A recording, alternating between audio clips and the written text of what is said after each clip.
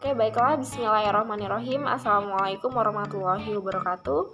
Perkenalkan, nama saya Diana Vitasari. Saya dari Biologi F semester 5 dengan NPM 18 11 06 0191. Di sini saya akan mencoba menjelaskan tentang desain kurikulum berbasis budaya. Namun sebelum penjelasan saya mulai, video ini dibuat untuk memenuhi ujian akhir semester mata kuliah pengembangan kurikulum dengan dosen pengampu Aryani Kusumawardani MPD. Selamat menyaksikan. Baiklah, sebelum kita mengetahui secara lebih detail tentang kurikulum berbasis budaya, kita harus tahu dulu definisi dari budaya. Budaya adalah suatu kebenaran bahwa tidak ada manusia yang hidup bermasyarakat yang tidak didasari oleh nilai-nilai budaya yang diakui masyarakat tersebut. Nilai-nilai budaya tersebut dijadikan dasar dalam memberi makna terhadap suatu konsep dan arti dalam komunikasi antar anggota masyarakat tersebut.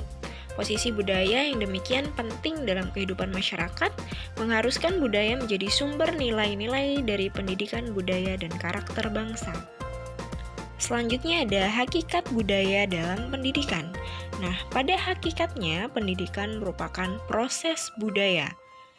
Seorang ilmuwan bernama De Jor 1999 mengatakan bahwa pendidikan sebagai proses budaya bertujuan menyiapkan masyarakat mampu memasuki kehidupan pada zamannya. Nah, peserta didik disosialisasikan dengan nilai-nilai budaya yang berlaku dalam tatanan kehidupan pada zamannya itu.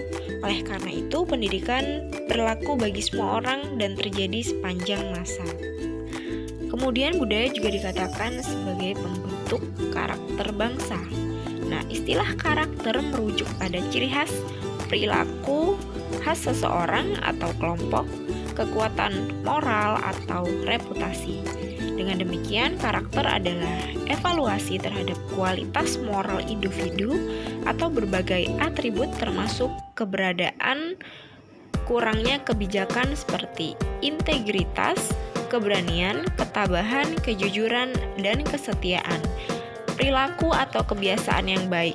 Ketika seseorang memiliki karakter moral, hal ini yang membedakan kualitas individu yang satu dibandingkan dengan yang lainnya. Selanjutnya ada pengertian kurikulum budaya dan karakter bangsa.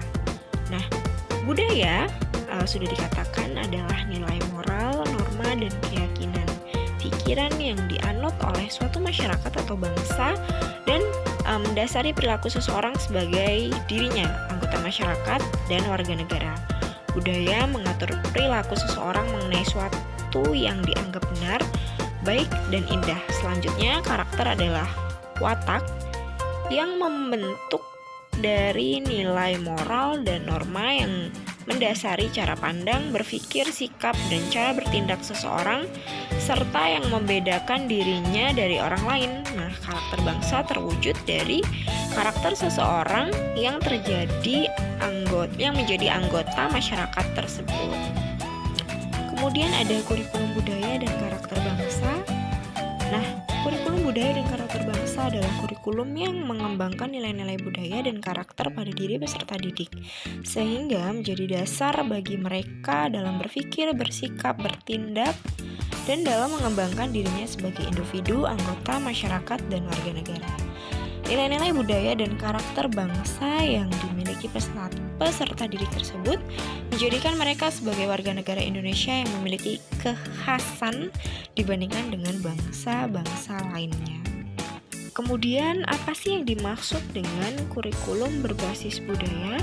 Jadi, kurikulum berbasis budaya merupakan sebuah kurikulum yang berorientasi pada penyiapan lulusan berbudaya. Berbudaya berarti setiap individu mampu menampilkan perilaku yang sesuai dengan nilai-nilai kemanusiaan yang berkembang di masyarakat. Nah, nilai-nilai kemanusiaan yang berlaku dan diakui masyarakat dijadikan acuan untuk menentukan materi, proses, dan sistem evaluasinya. Adapun ciri-ciri dari kurikulum berbasis budaya, yang pertama, kurikulum berbasis budaya berorientasi pada pembentukan manusia berwatak, beradab, dan bermartabat. Kemudian yang kedua, materi pembelajarannya dikembangkan dari berbagai sumber.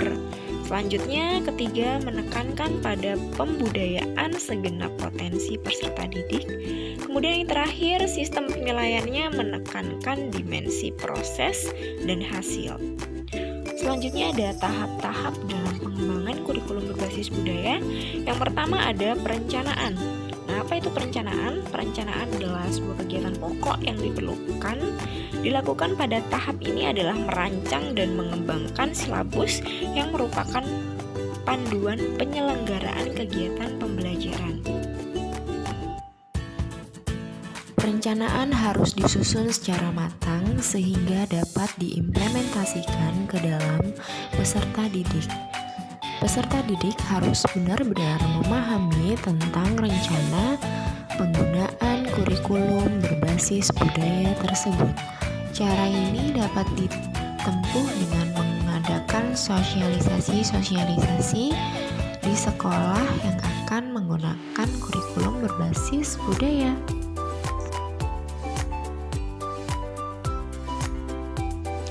Kemudian setelah perencanaan ada implementasi, di mana sesungguhnya implementasi kurikulum merupakan suatu kegiatan yang bertujuan untuk mewujudkan atau melaksanakan kurikulum dalam arti rencana tertulis ke dalam bentuk nyata di kelas, yaitu terjadinya proses transmisi dan transformasi segenap pengalaman belajar kepada peserta didik.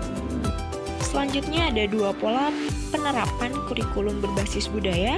Yang pertama, mengembangkan desain kurikulum yaitu silabus atau RPP dengan berwawasan budaya. Artinya setiap aspek-aspek kurikulum yang terkait dalam desain kurikulum dikembangkan dengan mengacu pada wawasan budaya bangsa. Misalnya, pengembangan materi pembelajaran dikaitkan dengan nilai-nilai luhur yang berlaku di masyarakat. Kemudian yang kedua, menggunakan desain kurikulum berbasis budaya dalam implementasi kurikulum yang sedang berjalan. Di sini yang perlu ditekankan adalah penggunaan model-model pembelajaran berbasis budaya dalam kegiatan pembelajaran sehari-hari. Model-model pembelajaran berbasis budaya yang bisa digunakan adalah model pembelajaran pemecahan masalah, model pembelajaran inquiry, model pembelajaran kontekstual, dan model pembelajaran lainnya. Baiklah, mungkin itu saja yang dapat saya sampaikan. Kurang dan lebihnya saya mohon maaf. Saya akhiri. Wassalamualaikum warahmatullahi wabarakatuh. Thanks for watching.